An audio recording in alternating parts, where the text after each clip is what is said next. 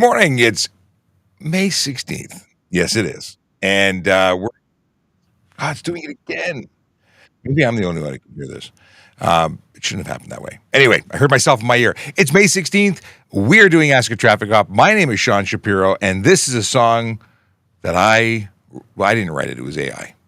Zooming down the highway, pedal to the metal, but oh my goodness, what's with the slow pedal? Speeders and slow drivers, they're driving me insane. Can we find a middle ground? It's a driving game. Lights on, lights off, they can't make up their mind. Flashing like a rave party, it's a scary sight. The title, people acting like they own the street, but with their driving skills, they're just causing grief.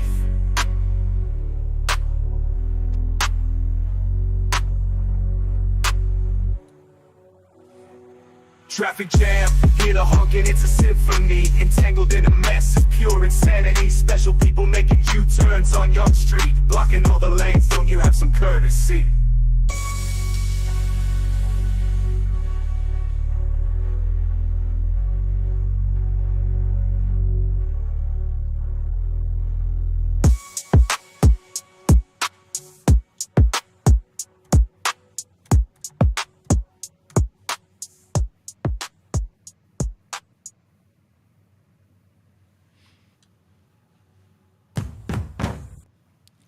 I like it. I like it a lot.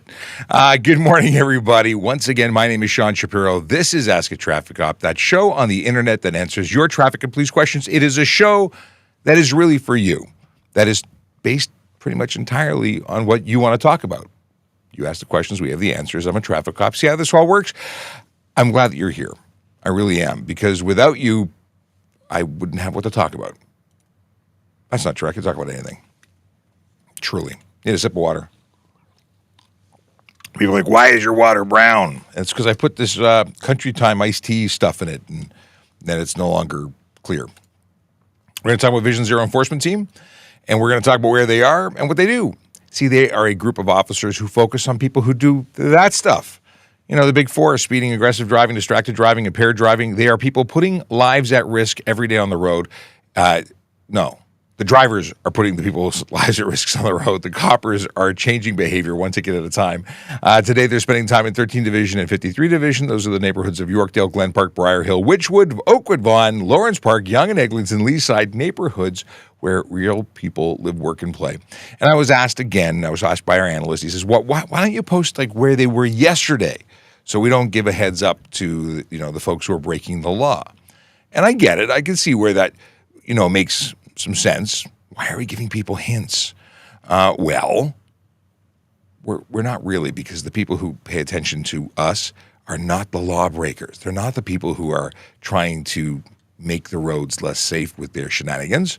They're people who care about each other. It's a family thing.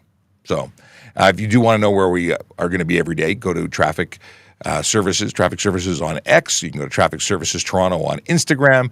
You can go to Facebook. In fact, the easiest place to go is TrafficCop.ca, where I have links to everything on my link tree. We think about this stuff. We do it in advance. Now, if you're watching, you're probably watching here, because that's where we are. We are currently broadcasting on TikTok, YouTube, Twitch, LinkedIn, Facebook, Instagram, Kick, and of course, X. X allows you to send messages now. X always allowed you to send messages to other people, but not to us, not when using Restream. And guess what? It works now.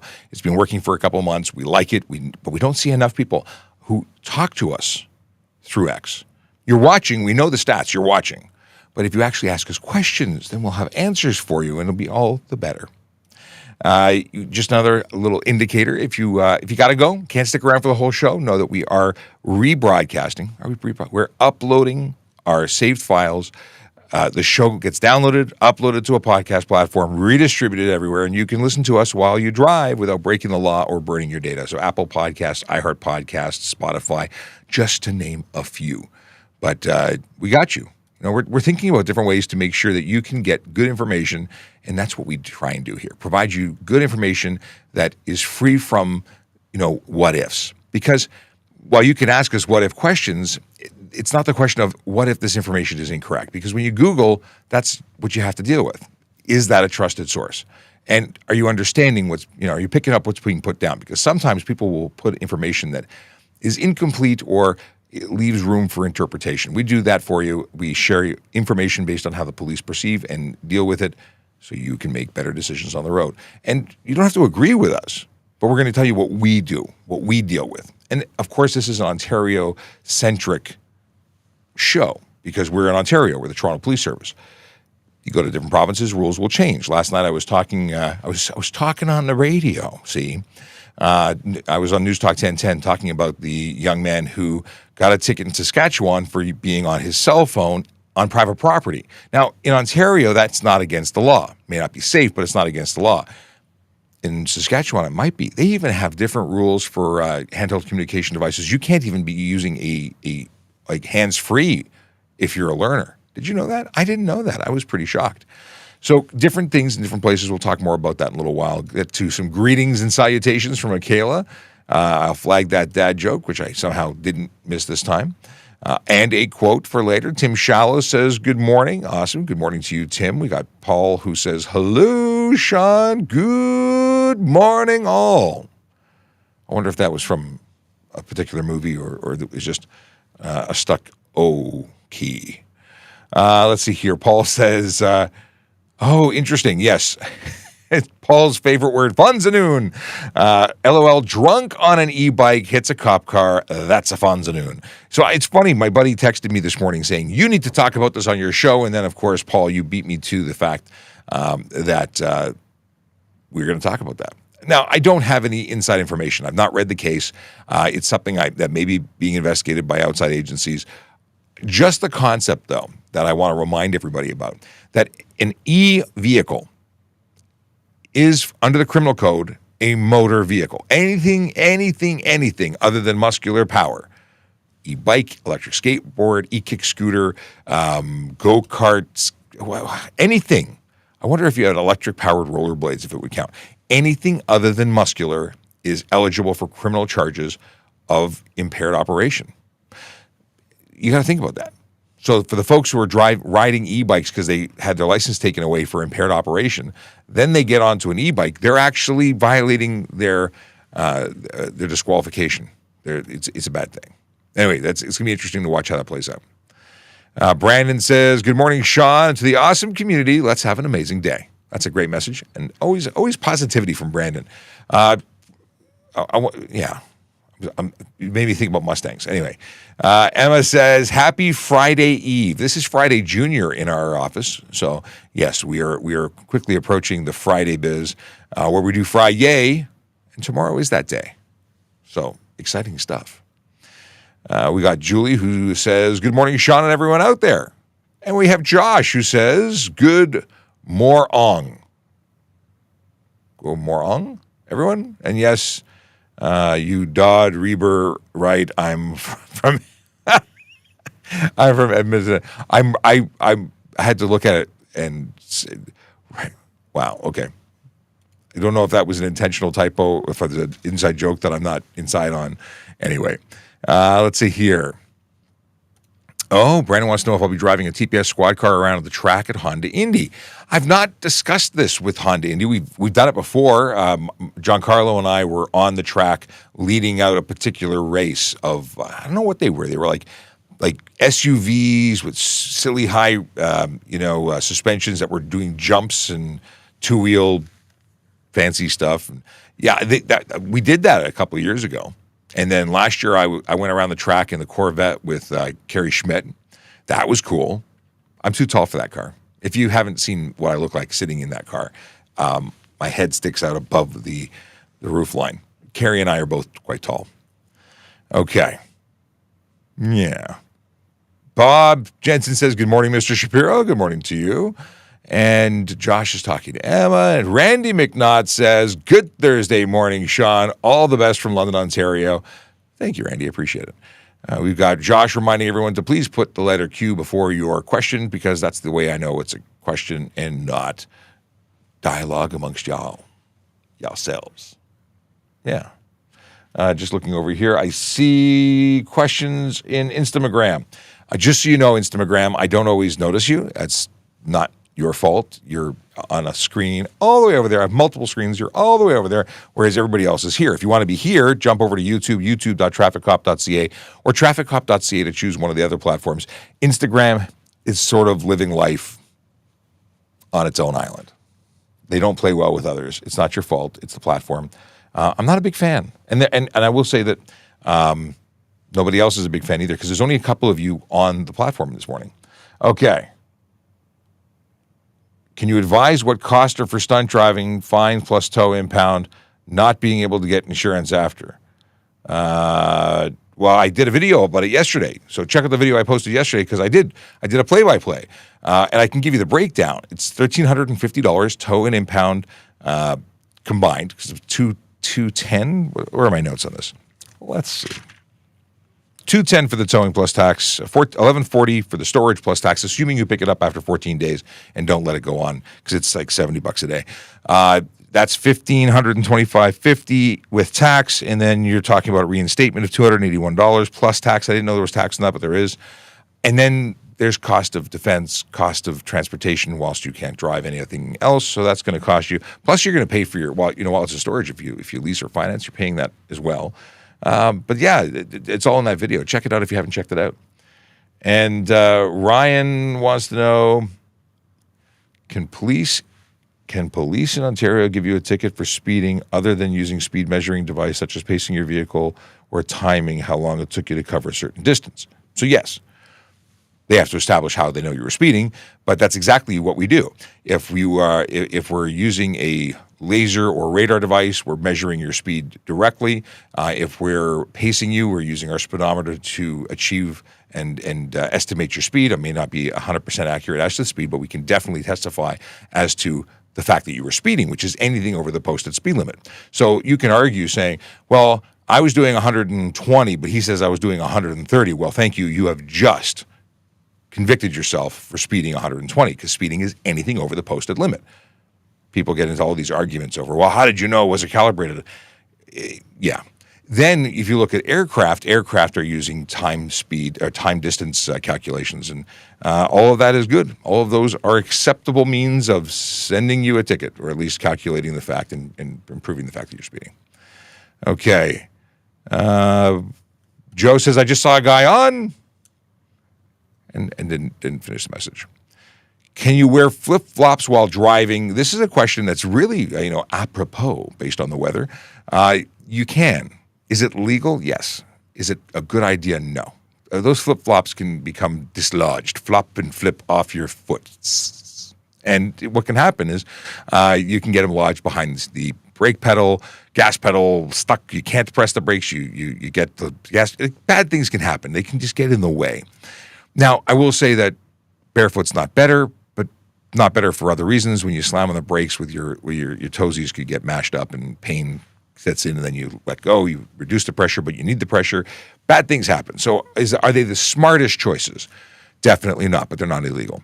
I suggest driving actual shoes or things that can be secured to your foot. Like you can wear sandals that have or you can wear sandals whatever you want, but ideally something that cups the heel or has straps behind the heel so they don't slip off. Dappy says, hello, Mr. Shapiro. Hey, Dappy. All right. Does Crime Stoppers still pay rewards?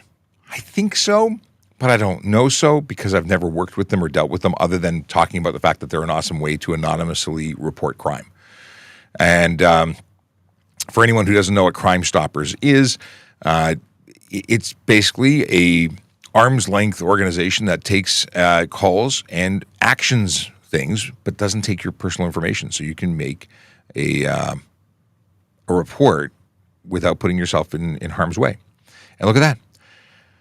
Or contact Crime Stoppers anonymously at 1-800-222-TIPS. They also have like that website of 1-800-222-TIPS. You can also go to, is it www.222-TIPS? There's a whole bunch of things, but oddly enough, the Toronto one is 222-TIPS. And it's been like that forever and ever and a day. All right. We got. But they used to do rewards, and I can't imagine them doing it differently. They must. But I imagine you're less anonymous once you say, hi, give me a check. I don't know how they pay you without knowing you. All right.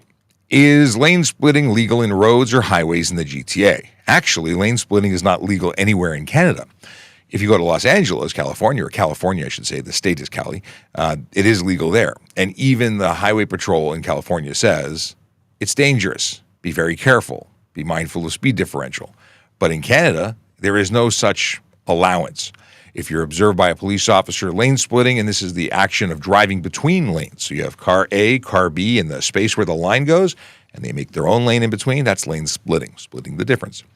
And it's illegal. It's either careless driving at the lowest charge level, could be stunt driving, which is when we talk about the expensive stuff, or criminal dangerous driving. And it all depends on the observations and interpretations of your actions by a police officer. So it is subjective. You could end up with one officer getting a stunt charge, the other officer giving you a charge for careless.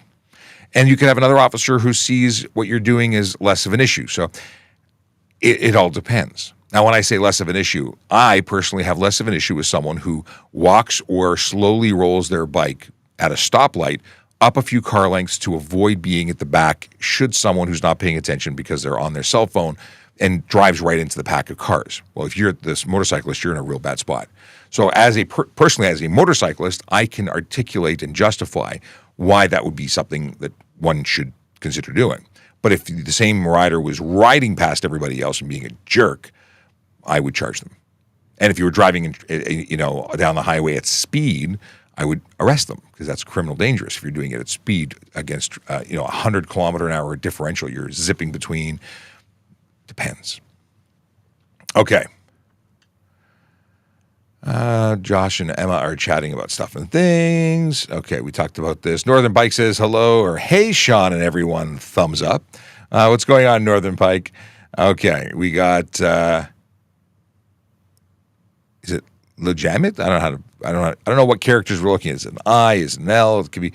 I don't know why. This is like, maybe you were the same person who asked it yesterday 3 times, but I answered it at least once yesterday. I'd say go listen to the 2-hour show from yesterday. It was a 1.5-hour show from yesterday, but I'll be kind.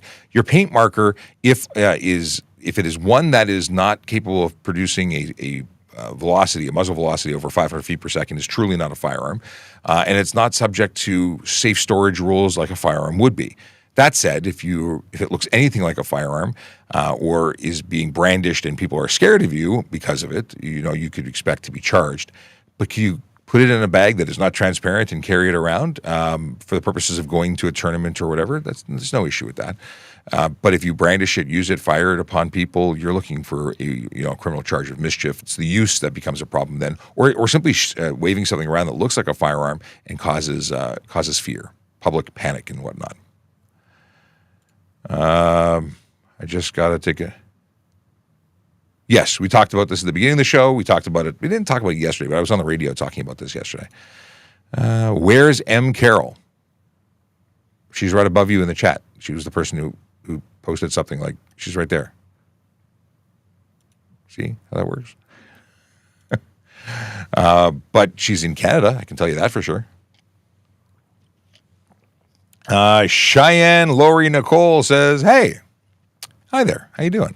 Welcome to the show. I don't think you've ever posted before, so you're new, and we welcome you. Do we have like a sound effect for new people? I need a better sound effect than that. All right. Boop-a-doo. Kadir and Kabir says, good morning. Good morning to you. Who's at fault when I'm switching lanes and a bike rider is lane splitting? Oh, interesting. So, a cyclist, we're talking about a cyclist. If what they're doing is careless, they could be charged with careless driving because Highway Traffic Act applies to cyclists. But if you're making a lane change, you are responsible for making sure that lane change can be completed in safety. So if you cut off that cyclist, whether they are lane splitting or driving safely, you are at fault for the movement of your vehicle, which ultimately caused that collision.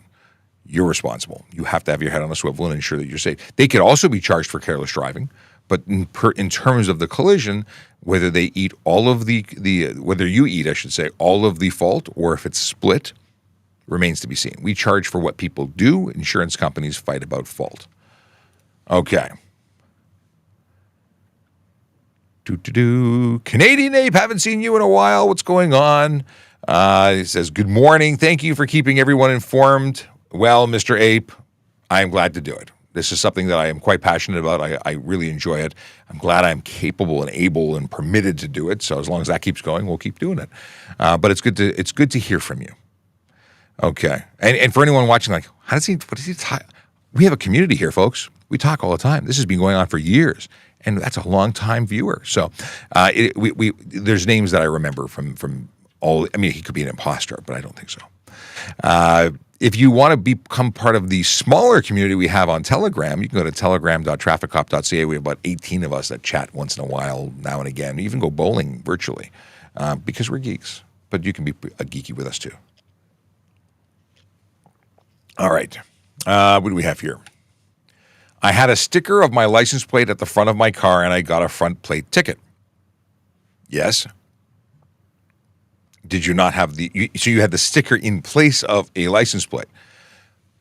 I don't know if you knew this, but your sticker is not a license plate. We don't accept reasonable facsimiles. You have to have your actual license plate mounted to the front. And I actually commented when it was a blue or a teal Porsche that had what was it? It was what the heck was it? What magazine was it? I was thinking Popular Mechanics. That doesn't make sense. It wasn't Popular Mechanics. It was a Canadian publication. They had an Ontario license plate sticker on the front of the vehicle, and I commented and said, "Hey, it's not legal." Car and driver, maybe even car and driver. Anyway, that makes sense that you had it. You got a ticket because you didn't have a front license plate. There you go. It's just all right. Just a reminder: put the letter Q in the question, so I know it's a question and not a comment or dialogue amongst yourselves. Hitesh Kumar wants to know about a recent assault in Brampton. I don't know anything about it, so I can't comment on it. But this is the traffic channel, so assaults generally aren't on my radar. I'm researching traffic law, traffic safety stuff. I train people and police about HTA stuff, but I don't get into assault investigations because it's just outside of my purview. Yeah. Can you cover... Oh, what is this? Can you cover an M rider that happened in my town, Ormstown, yesterday? No idea what you're talking about. I maybe if you, I don't know what you're talking about. I'd love to know what you're talking about, but I don't know. Can rusty rocker panels in cab corners fail an MTO inspection? There are no holes going into the cab. Tyler, I wish I had an answer for you. Boy, I got a couple back-to-back that I don't know anything about. I don't know. That's not something that I, as a police officer, if I was investigating and inspecting your vehicle, I'm just not someone who look at that. I look for gross defects, things that are on my radar, suspension, brakes, movement in the steering linkage, things like that. That's something that the MTO would have to answer to you, or a mechanic might be able to help you. G-Van says, good morning. Good morning to you. Okay. Stadium trucks. Yes. That's what they were. They were stadium trucks. Paul Tracy drove one, right on. Where this is talking about what was the race that we led, John Carlo and I. By the way, I'm trying to get John Carlo to join me on the show more often. But he's a busy guy. We're all busy people doing busy things in different areas of the station. But I know he misses being on the air. He used to do a lot of radio. So I'm trying to get him on camera more. Other than the 2 seconds on video that, when we were driving around. Okay. Excuse me. 1D, I can't pronounce that. No, can't do it. Let's see here. We got, if a G2 driver is at highway with all the adults in car at midnight, is there any tickets? So for anyone who doesn't understand what we're talking about, G2 driver is a probationary license, and in the first year of being a probationary G2, or a G2 driver, in the first year, you have 2 6-month periods during which time you have restrictions as to how many adults or people under the age of, vice versa. It's how many people under the age of 20 can be in your car between midnight and 5 a.m. So if you're saying adults in the car at midnight, well, if they're 20 and up, it doesn't matter as long as there's seatbelts. There's no tickets for that. And if they're immediate family, there's no tickets, even if they're younger than 20. But between the hours of midnight and 5 a.m., you can have no more than one person under the age of 20 who is not a member of your family. And that is the idea, I think, is to prevent you from being distracted, prevent you from having, being the designated driver for a bunch of rowdy people while your new driving skills are still in development. And when you say, well, that's silly, let me put it to you in different terms. A friend of mine, John Westhaver, I think just finished high school or was about to finish high school, and he and his friends went out partying. Now, he and two of those friends were drunk, but the driver was sober. So 3 drunks in a car and a sober driver. Story goes that they took a turn too quickly, lost control, and 3 people in that vehicle died. That means everybody other than John was killed, burned and killed. John received burns to the better part of his body. I don't know if it was 50 or 60%, but he now speaks about traffic safety and his situation, and he's a motivational speaker. He's an amazing guy. Check him out, John Westhaver. But yeah, there's reasons why, and good reasons why, we want you to not have bad influences or people more so than you can handle in the car until you're ready, until you've got experience under your belt. And even then, it could potentially be a bad thing. Question about tint. Is a 70% VLT tint on front windshield legal? Depends on where you are. In Ontario, you are not permitted to have any tint on the front windshield. A big old 0, no tint can be on there.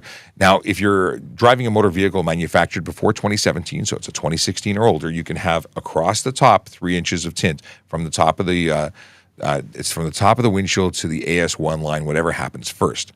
But anything 2017 or newer cannot have any tint, and it is a charge. It's $110 as a starting point.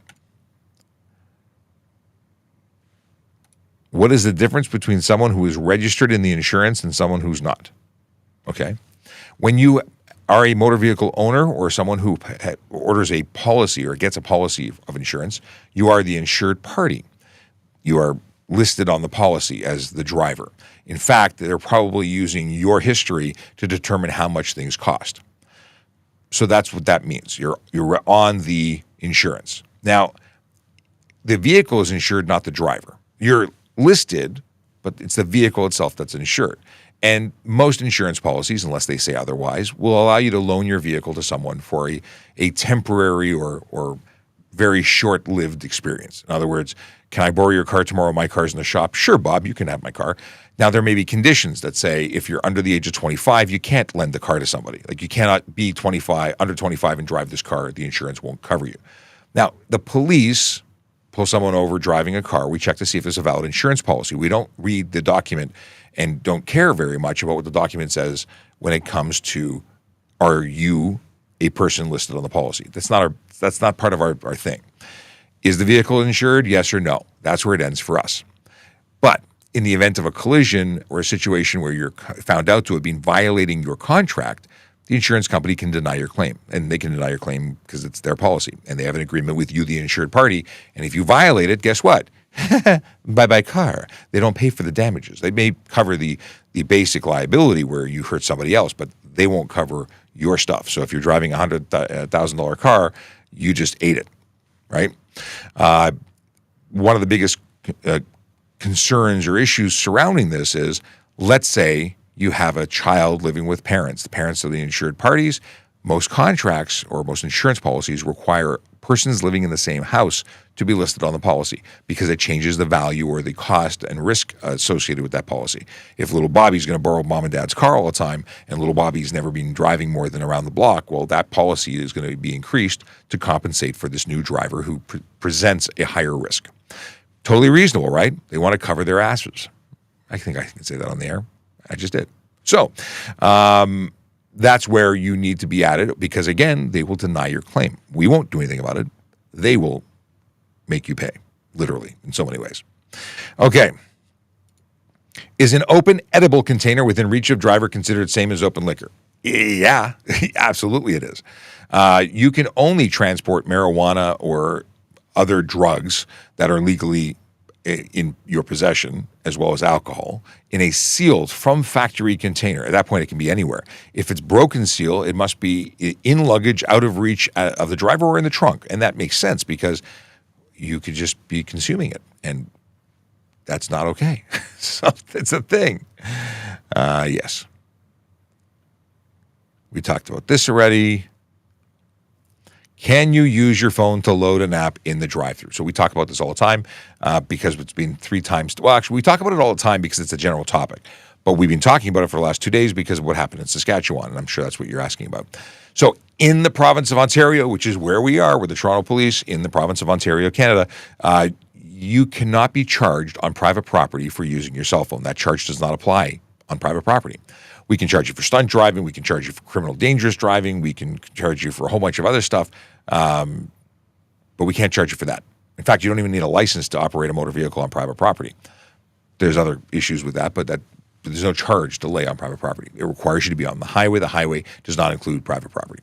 Saskatchewan's a different story, or at least it very well may be. I did some light research yesterday before appearing on News Talk 1010 to talk about it, and there's a whole bunch of other levels because they do, it seems to cover areas that are not parking lots. Like the parking lot that is commonly used for parking, the area that you're parking, when you're parked, you're safe. But it might include the thoroughfare, the areas or the areas that are actually being driven on and have access to public roads. Those might fall into the category of highway. In Saskatchewan, I've yet to clarify that because I only quickly looked at it in their highway traffic code, their highway safety code. Then there's other considerations like young drivers, learners can't even use speakerphones in Saskatchewan if my interpretation of the law is accurate. They have special conditions saying even if it's mounted, you can't use it. Like you cannot use it. So that person may have been caught under that, which may extend beyond the highway, or the area from which they were in. And by the way, they were in motion at the time while they were using it. Yeah.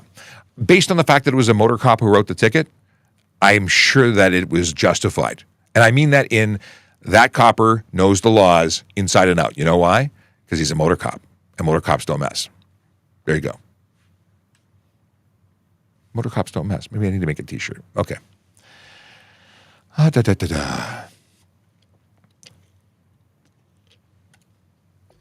Noah wants to know why are speed limits arbitrarily lowered on some roads compared to designed roads around the limit. Sorry, to designing roads around the limit. Because slower is faster. No, slower is safer. I was trying to be all dramatic and messed it up. Slower is safer.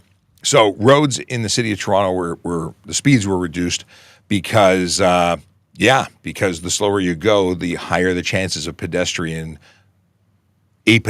surviving an impact. So in a 60 kilometer an hour collision, the odds could go either way. I don't have stats specifically, but it could go either way. 70 kilometers an hour, they're not surviving, pretty much done. 50, 40, 30, the odds get better as we get slower. That's it. So depending on what the kind of traffic there is in that neighborhood, in that area, speeds were reduced to increase safety. And it makes total sense. It's a good idea. Nobody needs to go faster. People definitely need to go slower. And here's another thing. People are going way over the posted speed limit regardless of where you are.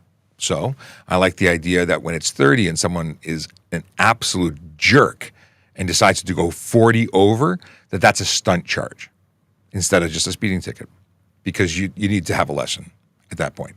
But it's not arbitrary. It's based on design. It's civil engineers and cities looking and evaluating how to protect vulnerable road users, cyclists, motorcycle riders, pedestrians. Like there's a lot of people that use the roads. It's not just about drivers. And I'll tell you, I drive the speed limit everywhere I go, and it's not that bad. It took some getting used to when it adjusted down to 30. I'm like, my God, it's like I'm going backwards, but it's not. It's acceptable. And you know how you make sure that you're not late? You leave early. And then there's no stress. You get to learn other languages, listen to podcasts, educate yourself. There's all sorts of benefits to having a drive that you can really enjoy. Yes. Okay. Have you ever had a moving traffic violation ticket? If so, what was it for? I've had two that I recall. One was for speeding 15 over on Highway 7. One was for running a stop sign. Both were when I was like 16 or 17. And guess what? They did exactly what tickets are designed to do. They changed my behavior. I improved. Granted, I was a brand new driver when I got them. I was also quite young. There might be a connection as to why people get tickets and their insurance rates are high when they're young. It's because they tend to do things that they shouldn't do whilst they're learning. But yeah, it happened, and I learned from it. And that's the goal. The goal of tickets is to change behavior, and it works for some people. Some people are just not capable of learning. Okay. What are your thoughts on the OPP requiring breath test for every stop? I think it's fantastic. I think it's a great way to catch people who are breaking the law that aren't showing signs of impairment, because there are professional drunks who look like they are straight as an arrow when they are not. And guess what? Even if they appear while they're pumped full of adrenaline on a police traffic stop to be sober, they're not sober. And they end up hurting people and killing people. It's not okay. It is impaired operation, and anything we can do to get that off the road is a good thing. And those people do not deserve to be able to drive at all. So, is it a good thing? I think it is. Is it lawful? It absolutely is. Is it a violation of your rights? Yes, and the courts have supported the fact that it's a justifiable one. Yeah. Look at the RIDE program. RIDE program where we arbitrarily stop vehicles and check for sobriety. Yeah. In fact, the police can stop any motor vehicle at any time that's being operated on the road to check for sobriety. Actually, motor vehicle anywhere. So we can always check for sobriety, insurance, license status, always. Now you add the mandatory alcohol screening, which came in 2018, and here's what many people don't realize. A, it's not new. It was brought in 2018. We were always capable of utilizing it as much as we wanted. In other words, if we as a police officer, I decide, I'm Sean, I'm an individual, I am going out and I am going to be someone who checks every vehicle that I stop for a speeding violation or any kind of violation, I'm going to check them for impaired driving by way of a mandatory alcohol screening test. Now, if I have a reason to suspect, because they say, blah, blah, blah, and they can't speak because they're slurring their words, there's an odor of an alcoholic beverage, I may not even do a test. I might just arrest them. But in the event that I have suspicion that they have alcohol in their system as opposed to not having suspicion, then it would just be the same demand that would have been read prior to 2018. The 2018 mandatory alcohol screening is different only because it no longer requires suspicion. It can be everybody who is required to blow, and that is perfectly legit. But what I want to bring out is they're catching people. They're catching people utilizing this because they're drunk at 9 a.m. on the way to work. Like, it makes sense. They're saving lives. Okay. Can I bike on the other side of the road where the cars are coming at me? I irregular. Can you ride contraflow? So we have contraflow bike lanes, but generally speaking, you cannot go the wrong way. Pedestrians, if there's no sidewalk, can run or walk contraflow, but cyclists, I do not believe, have the same ability. Punky says, just offer them a bribe. They are all corrupt. Well, no. Although it's a good charge. When you try and bribe someone, it's a good additional charge. What a silly thing to say. Who obviously doesn't know anything about anything. Okay, moving on. Imagine if our toll roads timed your speeds. I've been saying this forever. That would be awesome. I was in London last year, England. I was in the UK. I was in Ireland, in Scotland. Like I went all over the place, and wherever I went, they have this where between 2 points they clock you in and clock you out, and based on the average speed, they do this in Australia too. They can determine your speed and charge you accordingly. They also have site checks where they do a standard kind of photo radar where they'll do a set speed by radar or laser in that moment. And what that allows them to do is give you a ticket for that and a ticket for that. And it's a great thing. I like it. Do you need your own motorcycle for an M2 test? You have to bring a motorcycle whether it belongs to you or not. You need to bring your own. Unless you are doing it with a course. If you take a course, and I think everyone should take a course if they're going to ride motorcycle, they do supply you with the test. So you can do having never ridden a motorcycle, you can go in and start the course. I don't know if it's a Thursday or Friday, and by the end of that course, you take a test, and then they give you an envelope, and you finish that course with an M2. You might have to wait 30 days until you're eligible to file the paperwork, but you are qualified with an M2 at the end. Can I tint my windshield with clear tint? Tint isn't tint if it's clear. Tint needs to change the amount of light coming through. So clear tint is called a coating, but it is clear. It's not tint. So yes, you can put a clear coating on as long as it's optically correct, as long as you're not preventing light from coming in. Other than you can prevent UV rays, but modern vehicles have UV protection in the windshields already. So what would you be putting tint on? Now you got me saying it. What would you be putting a clear coating on for? Is it to prevent it from being broken? That's not a good thing because that might increase the amount of work that needs to be done to get you out of the vehicle. And could be something that works against you in the event of a collision. So not necessarily a good thing. I'd like to know why you want to put it. Good morning, Sean. That's a message from Peter. Good morning, Peter. It's a message from me. We got that. Let's see here. We talked about this. We talked about that. Jeevan says, I never wear sandals. Depending on your feet, that could be a good thing. I love sandals. In fact, I can't wait to start wearing sandals. I bought closed-toe sandals, which I'm really disappointed in. I like them, but they're way too warm, like way too warm. So now I want to crack out the Birkenstocks. Yeah.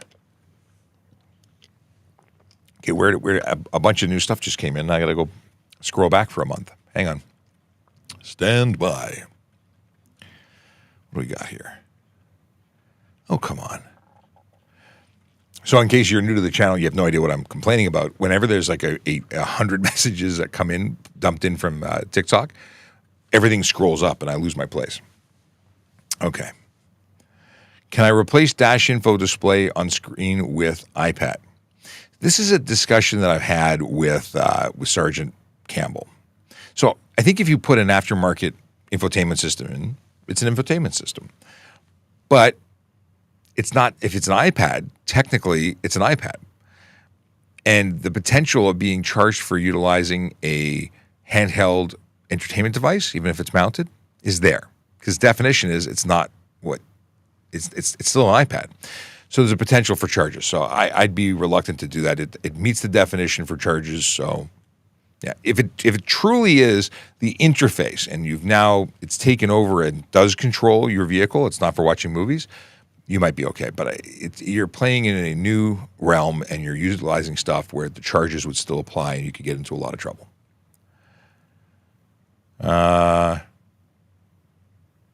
Rob Milligan says, I wish you all the best, sir, but something is coming down. I don't know what we're talking about. Zombie's back. Welcome, Zombie. Good to see you again. 2 days in a row. This is like becoming a thing.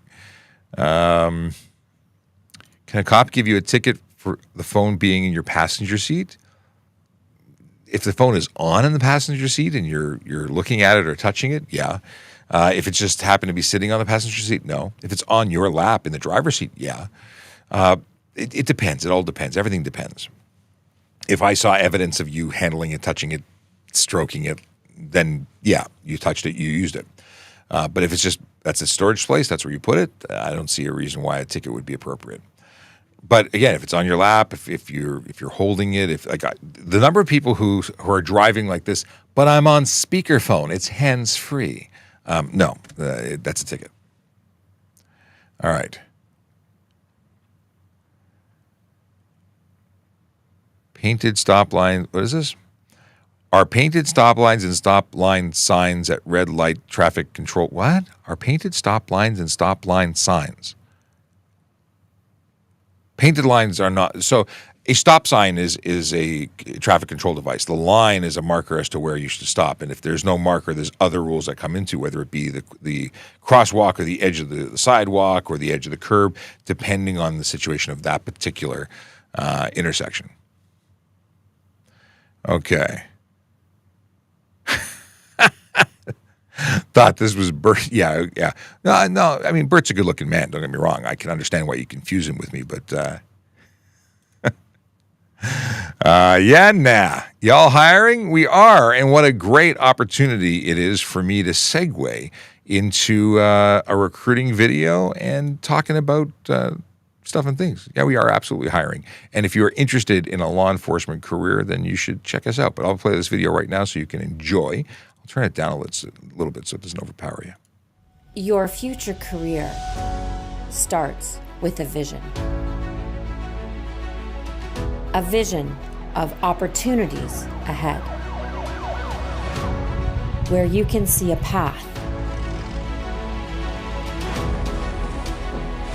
to a noble career, serving the city of Toronto.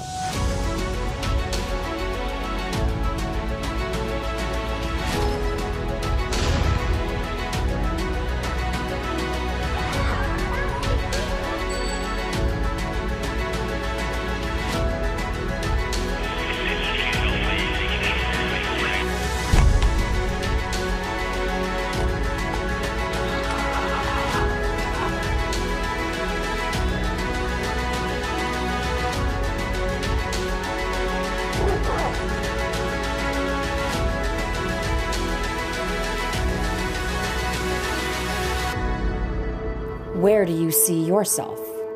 Toronto Police Service. Apply today. I love that video. I think I like it even more like every time I play it. But it's awesome. So we are hiring. If you go to the employment unit website, it's www.tps.ca/careers. You can go to this magical website, the website that I do not have on the screen, but will have on the screen. There we go. Smiling faces will appear before you if you go to that website, where you can get information about all the different positions that we hire for. Police constable, special constable, parking enforcement officer. Those are the main three. So police constable, that's what I am. But I started as an auxiliary officer, which is a volunteer position. Then shortly thereafter, I became a special constable. It was called court officer then because we only worked in the courts. Now, special constables work in the divisions as bookers. They work in the courts as court security, prisoner transportation. They also work in the division doing other duties, assisting police. So the very, very dynamic position, lots of different things you can do. Of course, police constable is the one we are most often and most regularly hiring for. Right now, there are positions for communications operators. Those are the magical people who take your call when you're calling for help. And then on the flip side, they have two halves. The other half dispatches and sends police officers to your aid. They are amazing people who do amazing work and are never given the thanks they deserve. I say that. They do. Many people appreciate them, but they don't get enough. That's what I'm trying to get at. I love hitting this tab because this is the tab that tells you what civilian roles. Maybe you don't want to wear a uniform. Maybe that's not what your thing is. And I see that things have changed a little bit. We have some new positions since yesterday. Property and evidence clerk, forensic identification section, social media specialist, corporate communications, facial recognition analyst, intermediate technical analyst, senior communications advisor, communications operator, and developer in the digital team. These are jobs that you might know somebody who would make a great fit in addition to our team, helping support the people of Toronto, even if they're not being uniform members on the road. So things to consider. Don't wait. If this is something you think is good for you, these positions don't stay on forever. Let's look at the communications operator. This is open until this. Oh, this was posted January 30th. This one actually has no expiry, which is not helping my story, which is saying apply before it closes. See here, May 3rd posting, May 16th closing. That's today. If you want to be the senior communications advisor, you better put your application like now. Turn off the live, go apply. If this is you, you need to move before the opportunity closes, and there's no guarantee as to when it will come back. Things to think about. Okay. I have a question. No, somebody has a question. What if 4 people are sitting in the back seat? Well, hopefully you've got a back seat that has 4 seatbelts, because if not, somebody's getting charged. As a driver, you can be charged for having more people than you have seatbelts available. That's especially an issue for those that are in the learner permit situations, like G1, G2. If you are the person sitting without a seatbelt over the age of 16 or 16 and older, you're getting a ticket for not wearing a seatbelt. If you're under 16, the driver gets a ticket. So 4 people in the back seat, generally speaking, not legal. Whether it's because it was designed for 2 and you have 4, or it was designed for 3 and you have 4. Either way, it's not good. All right, things updated, and I lost things. We're 9 minutes away from where I'm supposed to end the show. Will we end at 11 o'clock? I don't know. It's always a mystery. I like to go long on these episodes. I've been doing 1.5 to 2 hour episodes for the last little while. Not specifically trying to hit a marker, just that I got lots to say and there's lots of questions to discuss. So, it's great. I like to give you a value, and that's what we do here every day, is try and give you value. It's a show for you. Now, I say this because I want to remind everybody that I'm not here next week. Next week, I'm on vacation, so there'll be no show for the week. Hopefully, I can share with you some pre-recorded content that will keep you busy and entertained, but I won't be here. I'll miss you. I will, but I'll be elsewhere. Yeah. All right. I do have things to do, so we can't go much longer. Maybe I'll go to 11:15. That's a happy medium. Let's see here. Mike Dalton says he was using it to open a Tim Hortons app so he could redeem a reward. Broken telephone's amazing. He was opening a McDonald's app, as far as I know. But it doesn't make it legal in Saskatchewan. Talked about this. We've got... What do you think of the kid that got a ticket? The laws wouldn't be appropriate here. We wouldn't give a ticket here for that. But if they broke the law there, then it's appropriate. There's nothing to think about. Either you're following the law for the jurisdiction you're in or you're not. It's not about feelings. It's about laws. They don't care. You do the right thing or you get caught doing the wrong thing and you get ticketed. I have dash cam footage of a car far exceeding speed limit fly by me on the highway. I have lots of footage of that too. In fact, I post it all the time to social media. Maybe there's a follow-up. Like, do you have a plate that you are able to provide? Are you able to measure their speed? So for me to lay a charge based on information provided, I need to know the time, date, location. I need to know the speed. I need to know the person driving as well as the vehicle being operated. I need to know all of those things in order to lay a charge. I love the footage. I think it's great. And for educational purposes, I share that kind of stuff. But without more information, I can't lay a charge. If you can at very least identify the vehicle, then we do take reports. It does start a paper trail, a case, a file on a driver. And when we pull that person over, when we observe them, then we can look them up and say, oh, there was a public complaint on January 22nd. And looky-loo, this person does this a lot. And it might change whether or not this person gets a break or reduction, a warning, because that changes things.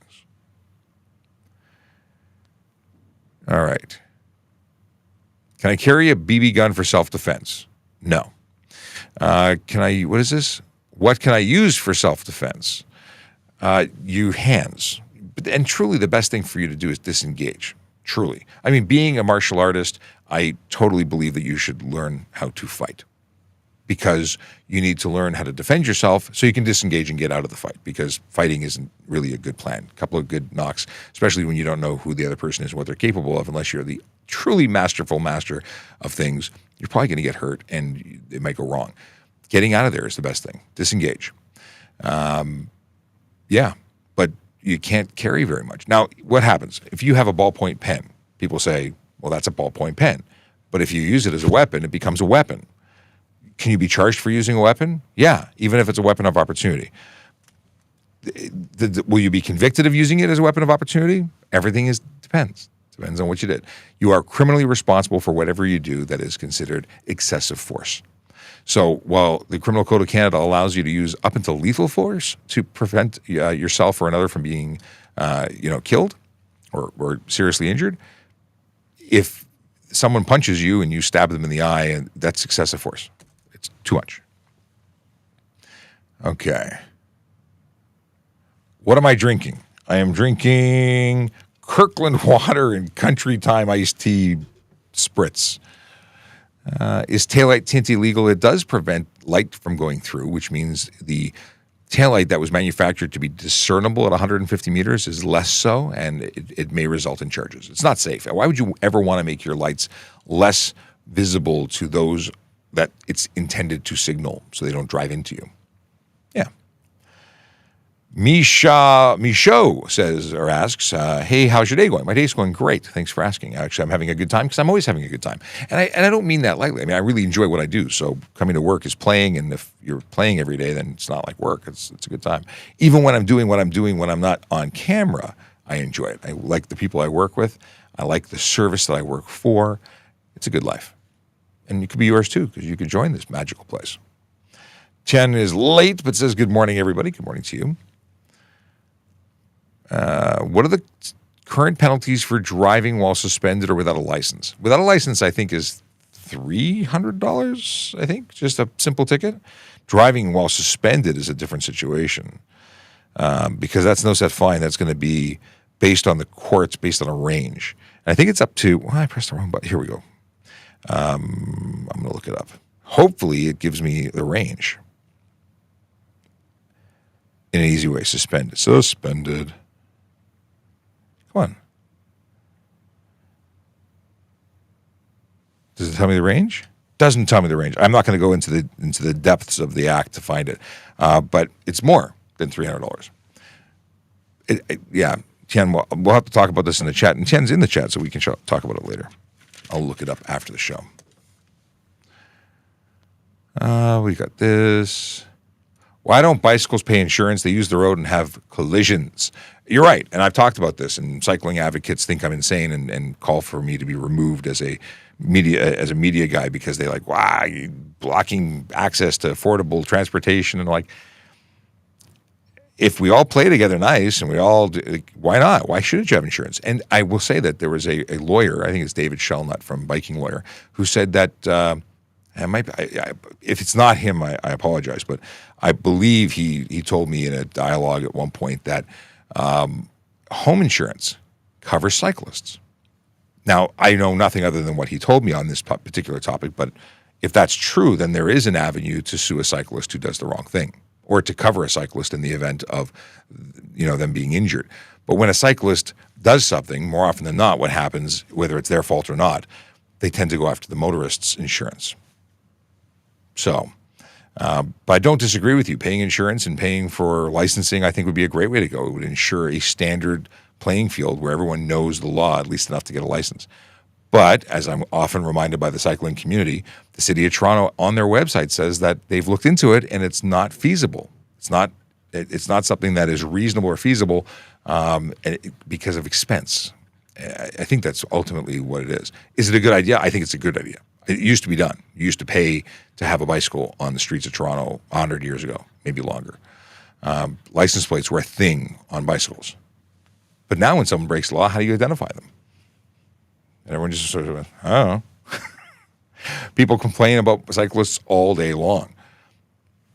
How about e-bike riders who are basically riding modified vehicles that are motor vehicles? Like they're motor vehicles by design, and then they get them made legal by purchasing one that confines to the e-bike legislation. And then they go and they pull jumpers and change switches, and then they're doing 80 kilometers an hour. Those are motorcycles. Those need license, ownership, and insurance and aren't even street legal.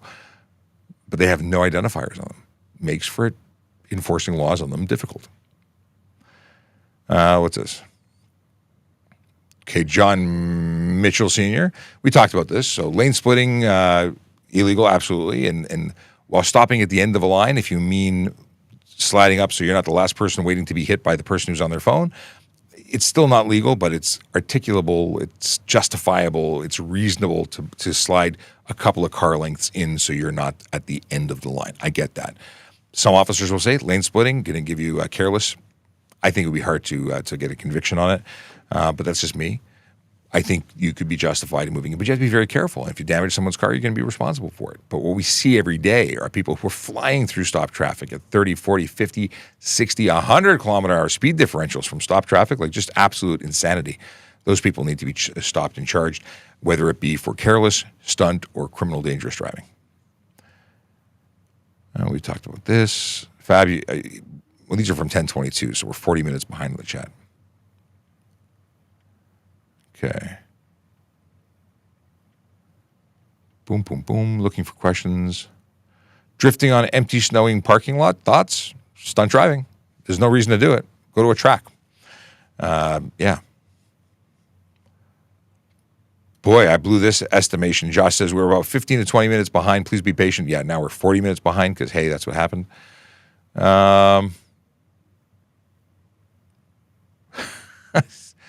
Oh, interesting. I've got questions about authority. Can you take a tractor to Guelph?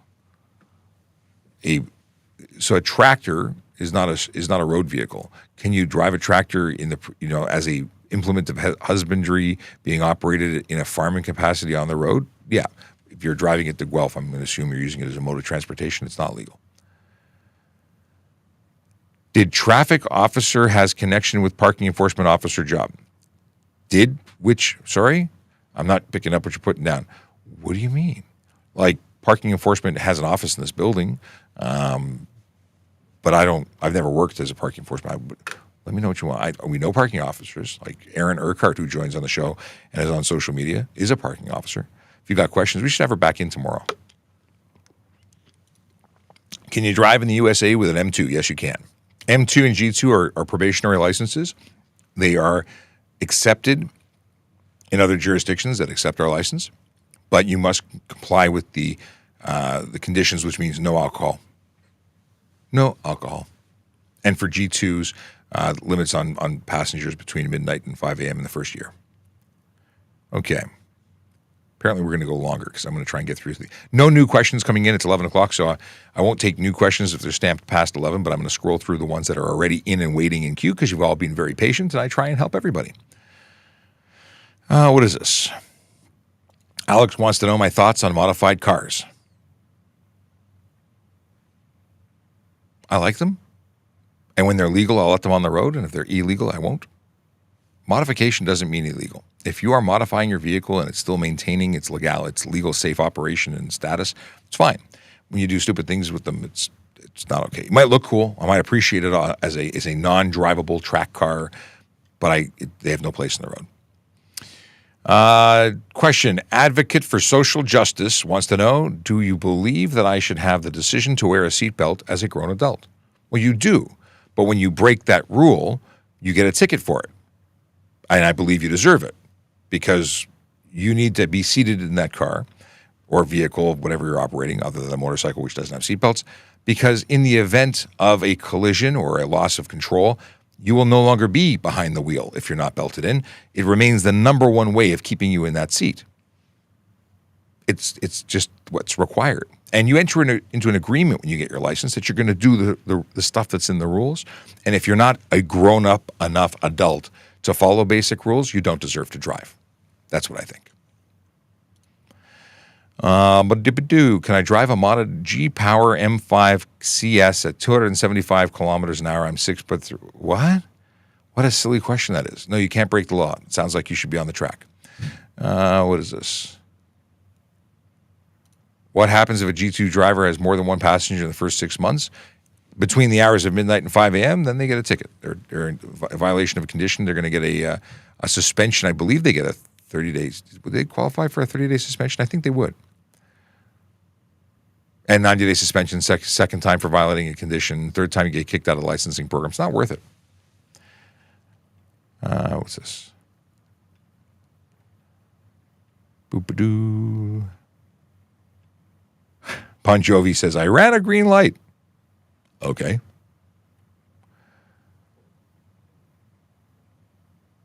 What about changing your song on your phone or on the CarPlay at a red light or on a busy, slow highway? If you're touching your phone other than to answer a call or hang up on a call, you're breaking the law. And that is assuming you have a mounted phone, mounted to the vehicle, not held in your hand. If you're talking about using CarPlay, you can use CarPlay. You can touch your in-car infotainment system to manipulate CarPlay to an extent. If it impacts your ability to safely operate your motor vehicle, you are talking about a ticket for careless driving. What is your favorite donut? Bon Jovi, you must be new to this channel because I've talked about this many, many, many, many times. And Bon Jovi, you spelled donut the American way, and this person takes offense to it. I'm just navigating the comments, but I don't have a problem. I don't have an opinion on the spelling of donut. I don't know which one is better. I know which one is more Canadian, though. Anyway, I have one donut that I actually really enjoy. All others could disappear tomorrow, and I wouldn't care. I wouldn't bat an eye. It's the raspberry filled from Krispy Kreme. It's the only donut I care about. That's it. Let's see here. Can I drive under my dad's insurance with my G2? If you don't live with them, their policies allow you to occasionally borrow a car, with permission, of course. But your policies the insurance policy may say no. Badoo. What is this? Sliding through. What do I do if someone hit me with no insurance? If they hit your vehicle with no insurance, that's why you have insurance, because you still get covered. If someone hits you and you're a pedestrian, people ask me all the time, what do I do? Well, my understanding is that there is a fund. I mean, we have the Victims of Crime Fund. You could probably apply there. But I'd get some legal advice and see what can happen, because I don't have a specific chain of events that will help you, or list of instructions that will help you as a pedestrian. You got to find someone to help you. How come you're just online, cop? I don't know if that was supposed to be as harsh as I read it, but I am the online cop because I'm here to help you answer questions, traffic and police related. But I am a police officer. I used to be a member of the motor squad until someone hit me with their car when I was on my police motorcycle, and now I can't go on the road. I'm injured. I'm still dealing with long-term injuries and difficulties related to that collision, and as a result, I'm doing different things. Now, I didn't do this immediately. I was doing all sorts of other things. This came about and was developed because of other things I was doing. I was in a unique position that had skills and abilities that would lend to education, and suddenly this thing called the internet was made available, and we started doing things on TikTok, and it just blew up. So that's why I'm here online. But that's the reason I'm not on the road anymore. I would love to be on the road. I miss the road terribly. It's also a pay cut not to be on the road. Let's see here.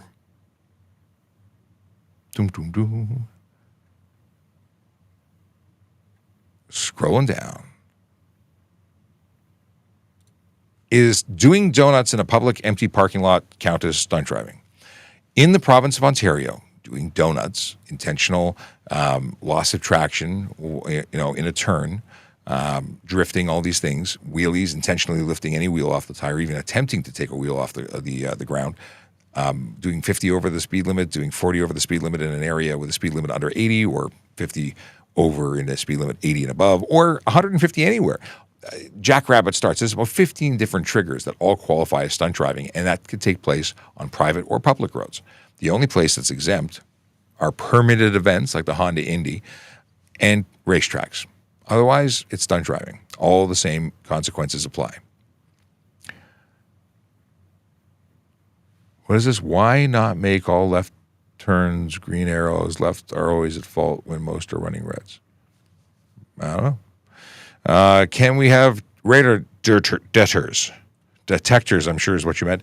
Not in Ontario. They're prohibited to buy, sell, transport, use $180 and 2 demerit points. And we seize the item. We have full search and seizure authority under the Traffic Act. If we suspect that you have one, we'll pull you over. We have the authority to search the vehicle and all persons in it.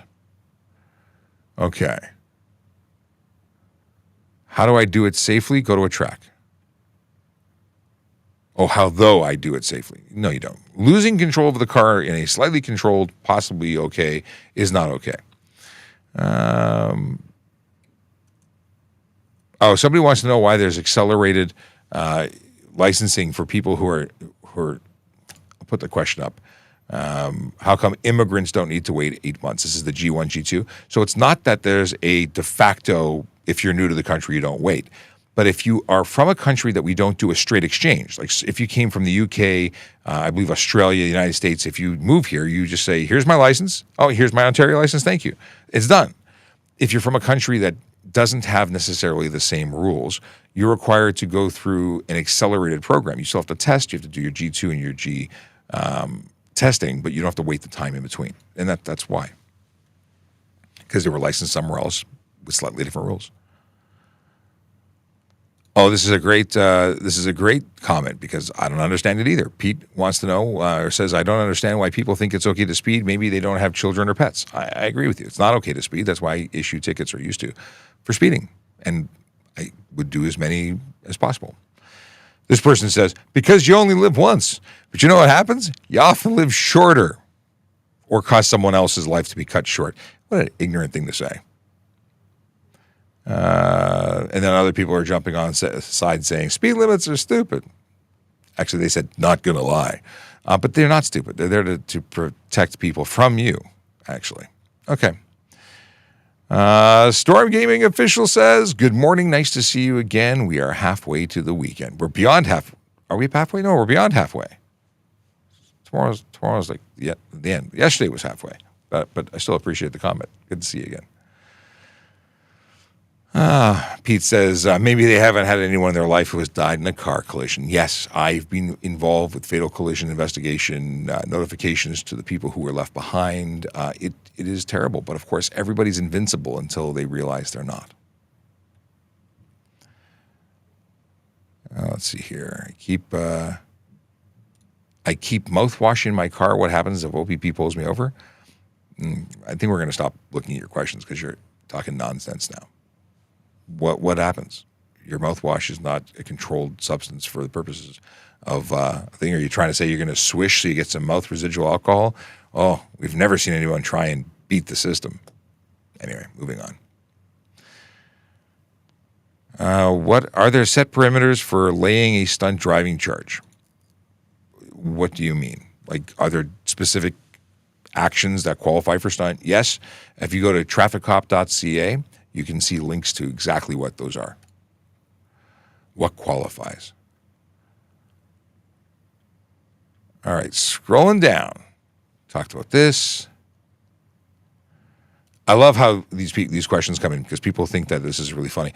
Are cops going to require breathalyzer before every shift too? Guess what? We already do. And I don't mean that for everybody. But when we are going out to utilize a breath device, we actually blow into it to register a test to confirm that it's working. And if it was more than 0, it's a problem. But we are checked at the beginning of shift because we parade for duty, which means the supervisor is responsible for ensuring that we are fit. And guess what? Sober is required to be fit. But I like how people think they're going to make these statements. And wow, scary. Carl Freeman says, good morning, Sean. Good morning, Carl. What's this? What's this? Josh is absolutely correct about the mouthwash. We wait 15 minutes. It's not a big deal. Okay.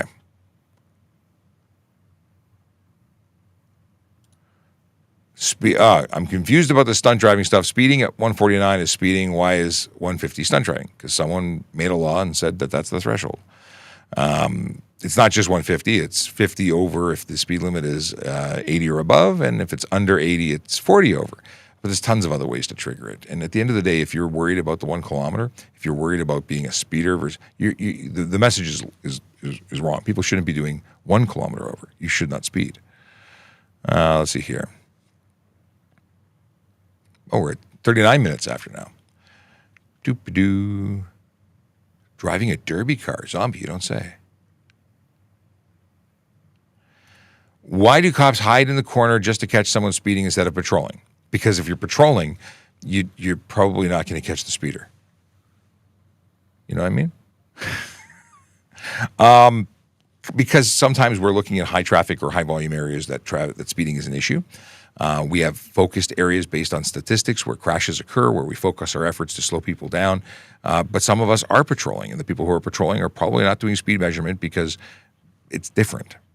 But sitting and waiting for someone to speed, chances are they're in an area where that's happening a lot, and we're not waiting that long. But if you don't want to get caught, I got news for you. You can just not speed. The problem isn't the police doing things to catch people. The problem is the stuff that people are doing and getting caught for. Why does anyone think it's okay to speed? It's not. I'd like to see higher consequences, like jail. Speeding, jail. Straight to jail. Why not? You're not getting the hints with tickets for anything else. Why not just go straight to jail? I say that to be, to trigger some conversation, but defend yourself. Why are you so important that you should be able to go fast? It's not to get somewhere faster. You don't get somewhere faster by going fast. I know. People say, well, but you're going faster. I'm like, yeah, but you're in an urban environment. You're not actually sustaining that speed for any length of or distance to make it substantial enough to get you there faster. What I see people doing when they speed is go fast and then slow down and then go fast again because they got to be thrilled because they're still 12. I know. They got to be older to drive, but they're acting like they're 12. I would love this if the toll roads timed your speeds. Absolutely would love this. The technology's there. I don't know why they don't just flip a switch and do it. Okay. Boop-de-doo. Where'd it go? Looking for, I scrolled too far back. Oh, no. We talked about this already. Oh, no. Come on. Sometimes I scroll too much. What did I just press? You see, I went way past that. I missed, see, if I scroll too far, then I'm scrolling a lot. Riley wants to go hunting with a handgun in Ontario. I don't believe that hunting licenses permit for restricted weapons. When did I join the Toronto Police Service, and how many years have you been with the service? I joined in 2000. I've been with the service for 24 years. Now, I've done different jobs whilst employed by the Toronto Police Service, but it's 24 years now. Happy, long career. Good stuff. We have Linda Kosovac, who says, good morning, hero. Love and thank you all. And Linda loves that video. Which one? So many. Can I use my existing license plate to drive my new car to my house? If your existing license plate has an unattached status, then you have 6 days to use it. Unattached status means that it's not listed as attached to your Honda that you sold. It's unattached. You've removed it from the current or the previous vehicle. They're now unattached status. Then they can be used for 6 days. Otherwise, no. The Grinch. Hey, Grinch. Wow, lots. I don't know what your comments in relation to, but I appreciate you for being here. Okay.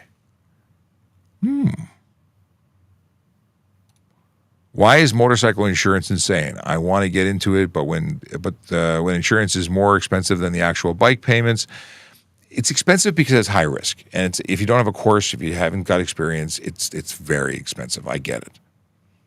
Is it worth it? Only you can decide. There's a lot of factors. What kind of bike you're going to get? My first bike was $1,500. My second bike was $1,500. My third bike was marginally more. Back then, every bike after a certain age, like I had a 1979 Honda Hawk 400 Twin. That was my first bike. I think I had a Kickstarter on it. My second bike was a Kawasaki GPZ 550, and it was a piece of crap, but it was $1,500. And then I went into. Did I get into the Yamaha XS 1100 Special? I think I did. And they were all great bikes. But if you're going to get into a rocket for your first bike, that's why you're going to pay insurance, I would say. But definitely take a course. Don't do anything unless you take a course. I appreciate it. Still here with signing out flag fan show. All right, let's see here.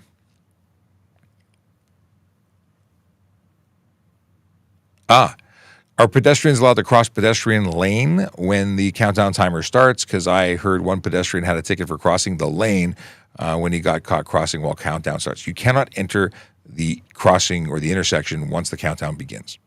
The timer is not for you. The timer is for people to get out, those people who are lawfully in the intersection. If you enter the intersection, on the countdown timer, you're eligible for a ticket.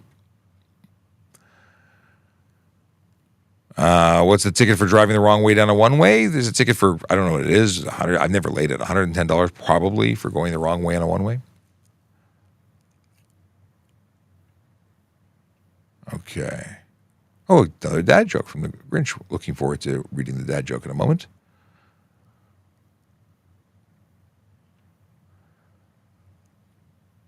Talked about this already.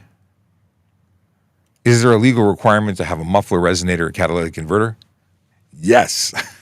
If your vehicle is manufactured and certified for the road without one, I don't mean certified from a mechanic. I mean accepted and licensed, permitted for sale in Canada without, like there are some vehicles on the road, tiny engines.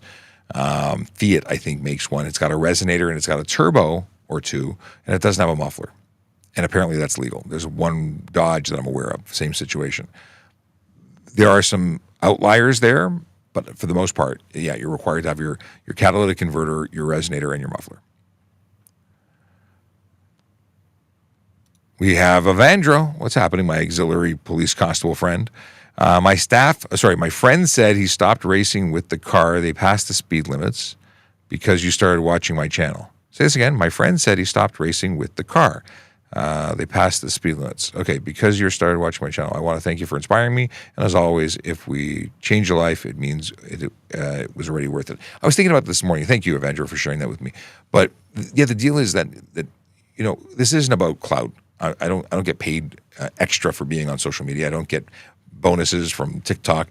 I'm here because I want to help. I want to change behavior on the road. I want to make it safer for everybody. I want there to be no unnecessary deaths, and any death in relation to a collision is unnecessary. We had 45 people in Toronto die on the streets as a result of collisions. 29 of them were pedestrians. People who can't go home to their families, whose lives were cut short, whose families are suffering and continue to suffer because someone made a dumb move on the road. Even if it was a person who's whether it was a pedestrian, a driver, whomever is no longer with us. It could have been their fault. It could have been someone else's. But they're not here anymore. And it was because of a decision they made in relation to the road. If one person's saved, then we're all saved, right? It's one life. It matters. Let's see here.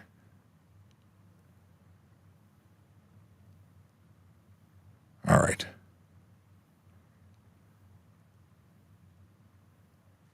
Got it. What is this? Come back. Neo Gaming says, why do Canadian cops only use American car brands like Fords? Why don't you guys use Japanese car brands like Toyotas? Asking because I've never seen a Canadian cop using a Honda as a patrol car. We have very strict standards for what we need. For the longest time, the requirement for Toronto Police was a rear-wheel drive, full-size sedan. So I don't fit into Japanese cars, like any of them that I'm aware of. I'm 6'5". I'm a big guy. I drive trucks. I don't even drive cars because American cars are too damn small. So I buy full-size vehicles. When we are carrying not only ourselves, plus 20 pounds of vest and equipment and gun and things, we need room. We're working in those offices. We're living in those vehicles. Then we're taking prisoners. When we arrest people, we're taking them. We need to have a place to put them. So we have equipment and things, and the smaller cars just don't meet the grade. They're just not big enough. Maybe they would design a police car for American-sized coppers because we are Canadians and Americans. We're not that different. We're big people. Anyway, we'll start with a quote. It doesn't matter if you try and try and try again and fail. It does matter if you try and fail to try again. Charles Kettering. It's a great quote. I like that. I like it a lot. All right. Akela says, stay safe. Remember, don't have a good day. Have a great day. That's his sign off, but there's 2 dad jokes. So dad joke number 1. I'll get my finger hovering over the buttons to decide if it's a win or a fail. Someone told me it's impossible to make a pun about vegetables, but that's not necessarily true.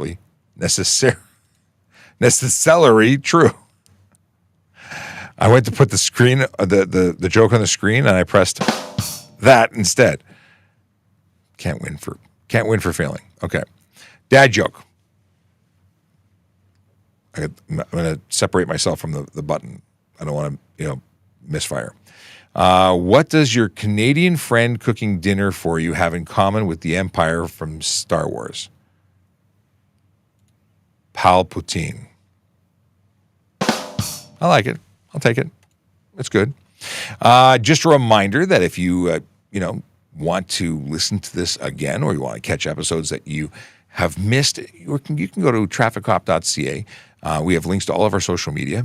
And if you go to YouTube, you can watch all of the old shows. If you are, by the way, there's a lot of them. This is episode 61 just for this year. That means we do this a lot. And of course, if you want to synchronize to your device and listen to us while you're on the plane, train, whatever, maybe you want to listen on the beach in Maui.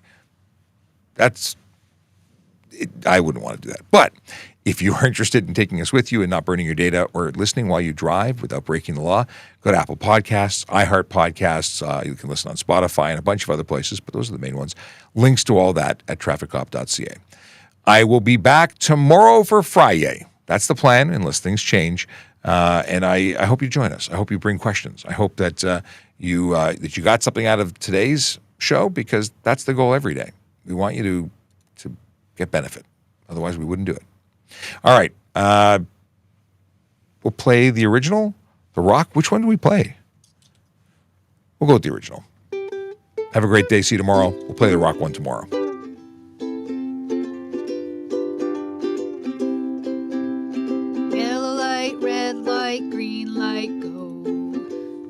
safely helps the traffic flow. Watch for pedestrians, look out for bikes, and don't drive like a jerk that no one likes. Yellow light, red light, green light, go. Driving safely is the way to go. Put down your cell phone, nobody needs you to text and drive on the DVP. Yellow light, red light, green light, go. Stop at stop signs, look both ways, then go. Seatbelt, save your life indeed. And watch your driving, don't speed. Yellow light, red light, green light, go. Driving safely is the way to go. Don't drink and drive or smoke some weed, because you might go to jail and not get free. Yellow light, red light, green light, go. Driving safely helps the traffic flow. So, I was asked to put up a question or to answer the question before I leave, and then there was a bunch of questions, and I realized also that not only were there a bunch of questions, but TikTok broke. So TikTok, after when was the last question from TikTok? It looks like this is good to know. Oh, we got a couple questions. We got Brad who came in from X. That's awesome. Oh my goodness, it was broken a while ago. I'm scrolling. Okay, like since 10:43. 10:43 was the last message from TikTok. So anyone who came after that, I apologize. I wasn't ignoring you intentionally. The system stopped functioning. But the question from we'll call him Sack. Are you allowed to have a valve muffler on your car as long as it keeps the car quiet as it would be stock? Asking because I enjoy driving my project car around but don't want tickets. Valves or valved exhaust systems that bypass mufflers are illegal to even have installed. If we see it, you expect a ticket. If we can figure out that it's there. It may not be an issue if you're never inspected. It may not be an issue if you never make it noisy. So what I'm saying is they're not legal, is what I'm saying. But they've been found, usually because somebody was doing something like using them. And, oh my goodness, just another, and I don't see the rest of the name. Just another one says, why do people continue to speed through construction zones? Nobody else slows down. It's gross. People do such silly things in the road. Terrible, terrible, terrible. Why? And then someone says, what's the reason for police to speed in a town without lights on? Lights are not a requirement for us to speed. We're exempt from speed limits. We have to articulate why we're doing it. It's important to have a reason. It's not to get pizza or because you have to pee. But in the lawful execution of our duties, we can exceed the speed limit with or without our lights on. It's not required for them to be on. The only time we have to put our lights on is when we're going through a signalized intersection that's displaying a red signal to us. But we have to come to a complete stop first. So, Adriana, I get it. It looks frustrating, but there might be good reasons why we're not going with lights and sirens, even though we're speeding. All right, with that, I bid you adieu. We will see you tomorrow for Friday, 10 a.m. See you then.